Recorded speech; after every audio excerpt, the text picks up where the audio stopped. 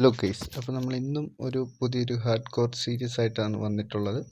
So നമുക്കപ്പോൾ world generate ചെയ്തേക്കാം.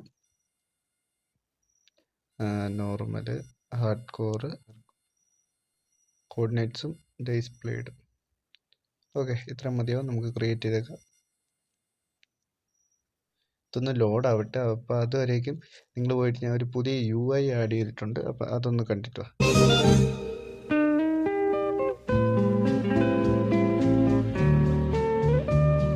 No.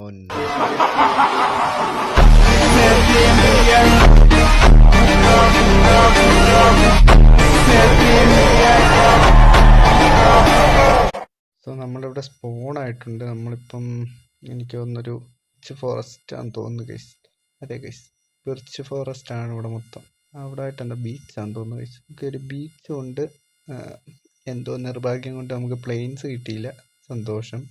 നമുക്കിനി ഇവിടെ ഒരു വില്ലേജ് കണ്ടുപിടിക്കണം. സോ വില്ലേജ് കണ്ടുപിടിച്ചിട്ട് കാണാം. സോ ഗൈസ്, നമുക്കപ്പം കുറച്ച് ഒരു ക്രാഫ്റ്റിംഗ് ടേബിളും ഒരു വുഡൻ പിക്കാക്സും കൂടെ ഉണ്ടാക്കിയിട്ട് അങ്ങ് പോകാം.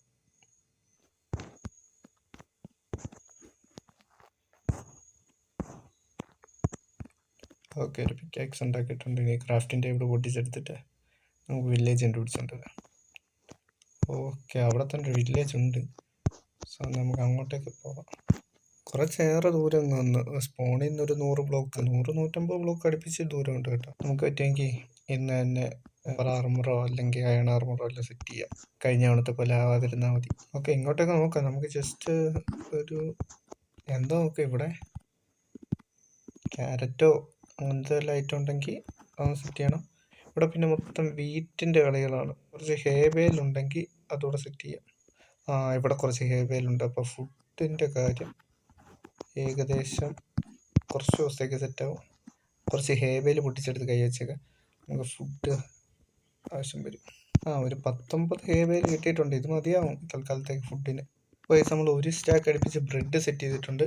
ഇനി നമുക്ക് വേണ്ട കുറച്ച് സ്റ്റോൺ ടൂൾസിലേക്ക് അപ്ഗ്രേഡ് ആവും. നമുക്ക് എന്നിട്ട് ഈ കോളും കൂടെ മൈൻ ചെയ്ത് കഴിഞ്ഞാൽ ഫുഡോ അല്ലെങ്കിൽ അയണോ കോപ്പറോ എല്ലാം കിട്ടിക്കഴിഞ്ഞാൽ സെറ്റ് ചെയ്യണം. ഫുഡ് ഇപ്പോൾ തൽക്കാലത്തേക്ക് ആവശ്യമില്ല. ആവശ്യത്തിനുള്ള ബ്രെഡ് കയ്യിലുണ്ട്. ഓക്കെ, നമുക്ക്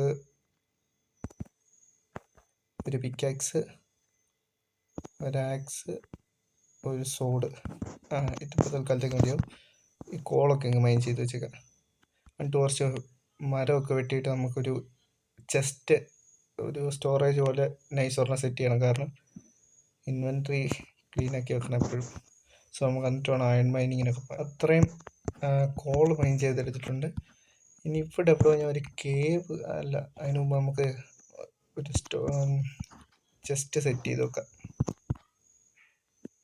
ചാവത്തില്ല, ഫാൾ ഡാമേജ് ഇല്ലെന്ന് തോന്നുന്നു അതിന്. നമുക്ക് ഈ വീട് തന്നെ അങ്ങ് എടുത്തേക്കാം. തൽക്കാലം സ്റ്റാർട്ടർ ബേസായിട്ടേ, ബേസാണ്. നമ്മളിവിടെ തന്നെ തങ്ങത്തില്ല എന്തായാലും. ഓക്കെ, നമ്മൾ ഒരു പിക്കാക്സ് അങ്ങ് ഉണ്ടാക്കിയിട്ടുണ്ട്. സോ ഇനി നമുക്കൊരു കേവ് കണ്ടുപിടിച്ചിട്ട് കുറച്ച് മൈൻ ചെയ്യാൻ പോകും. ഇതാണ്ട് ക്രീപ്പർ സോംബി എല്ലാം സ്പോണായി.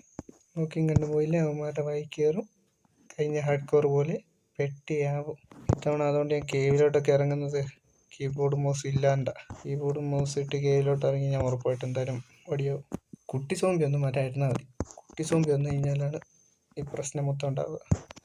നമുക്ക് ഈ അയൺ വെച്ചൊരു പിക്കാക്സ് ഉണ്ടാക്കിയിട്ട് നമുക്ക് അയൺ ഗോളത്തെയും കൂടെ അങ്ങ് തട്ടിയേക്കാം. എന്നിട്ടൊരു ഷീൽഡും ഒരു ബക്കറ്റും കൂടെ സെറ്റ് ചെയ്യണം. ഓക്കെ, നമ്മൾ തിരിച്ച് നമ്മുടെ ബീസിൻ്റെ അടുത്ത് തന്നെ വന്നിട്ടുണ്ട്.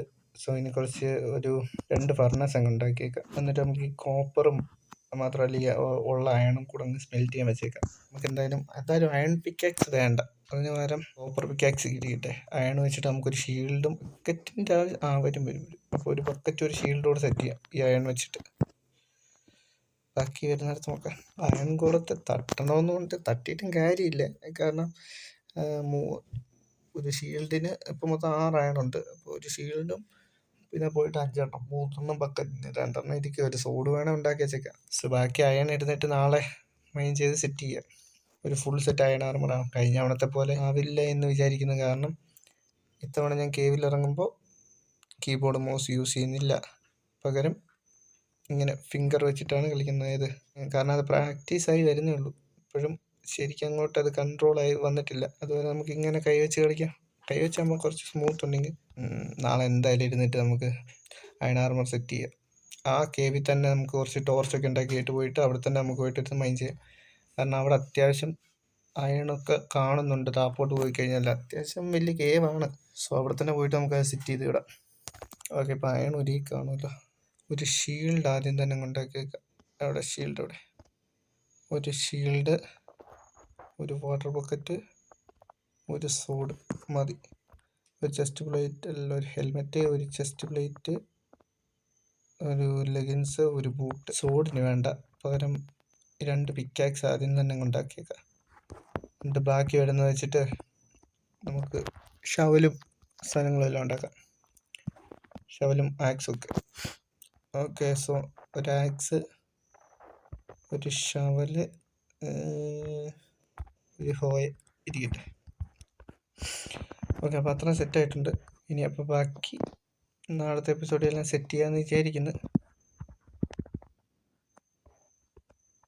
ഇപ്പോൾ അവൻ തന്നെ തുപ്പാൻ വരും.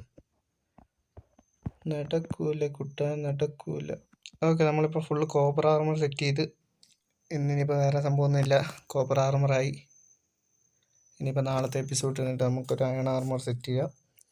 ബാക്കിയെല്ലാം വരുന്ന എപ്പിസോഡിൽ അങ്ങോട്ട് കണ്ടിന്യൂ ചെയ്യാം. മാക്സിമം ഒരു 100 ഡേയ്സിനുള്ളിൽ തന്നെ നമുക്ക് ഡ്രാഗനെ ബീറ്റ് ചെയ്യാൻ ശ്രമിക്കാം. ഓക്കെ, കളിക്കുന്ന പോലെ ഇരിക്കും. 2 ദിവസത്തിനുള്ളിൽ കോപ്പർ ആർമർ സെറ്റ്, പിന്നെ വില്ലേജ് കണ്ടുപിടിച്ച് ഇനി അടുത്ത വലിയ പരിപാടിയൊന്നുമില്ല. ഫുഡ് അത്യാവശ്യമുണ്ട്. ഇപ്പോൾ നമുക്ക് മൈനിങ് ഒക്കെ പോയി അയൺ ആർമറൊക്കെ സെറ്റ് ചെയ്ത് സാധനമൊക്കെ സെറ്റ് ചെയ്യാം. അതൊക്കെ ഇരുന്നിട്ട് എന്തായാലും നാളെ ചെയ്യാം. ഓക്കെ, അപ്പോൾ പിന്നെ കസ്റ്റം എന്ന് പറയാൻ പറ്റില്ല, ആ UI എങ്ങനെ ഉണ്ടെന്ന് കമൻറ്റ് ചെയ്യണേ. ഓക്കെ, അപ്പോൾ ഇനി അടുത്ത എപ്പിസോഡിൽ കാണാം. ബൈ.